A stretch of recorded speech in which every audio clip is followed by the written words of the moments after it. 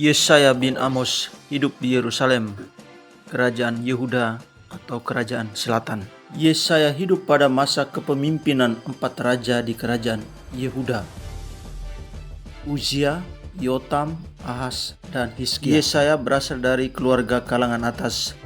Ia berpendidikan, memiliki bakat pengubah syair, dan juga sebagai penasihat raja. Tujuan dari kitab Nabi Yesaya adalah menyampaikan penghukuman Allah dan juga penyelamatan Allah, baik kepada bangsa sendiri maupun bangsa lain. Penghukuman mengenai pembuangan bangsa Yehuda dan penyelamatan Allah yang puncaknya ialah kedatangan Mesias dari keturunan Daud.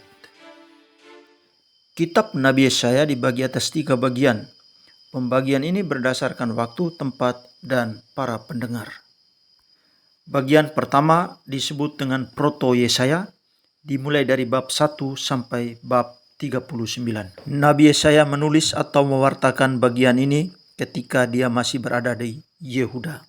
Situasi waktu itu, Yehuda, kerajaan selatan, diancam oleh Raja Asyur dan kerajaan-kerajaan kuat di sekitarnya. Nabi Yesaya melihat bahwa ancaman atau penderitaan yang dialami oleh Yehuda bukan karena kekuatan Asyur, tetapi karena dosa bangsa Yehuda itu sendiri.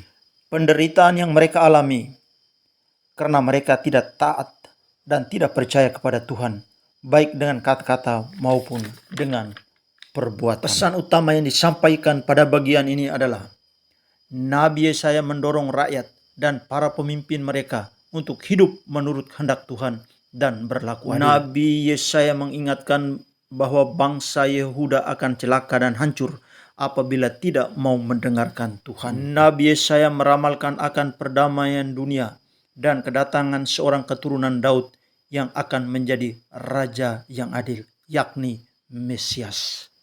Deutero Yesaya mulai dari bab 40 sampai 55.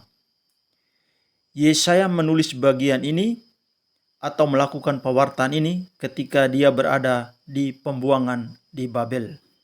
Situasinya bahwa bangsa Yehuda berada dalam keadaan yang hancur tanpa harapan. Hidup mereka melarat sebagai tawanan perang di negeri orang.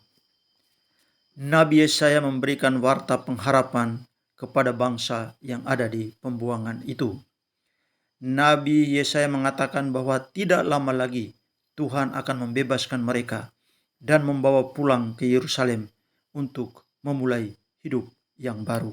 Nabi Yesaya merefleksikan bahwa Tuhan itu adalah Tuhan yang menguasai sejarah dan bahwa Ia akan merencanakan untuk mengutus umat-Nya ke segala bangsa yang akan diberkati melalui Israel.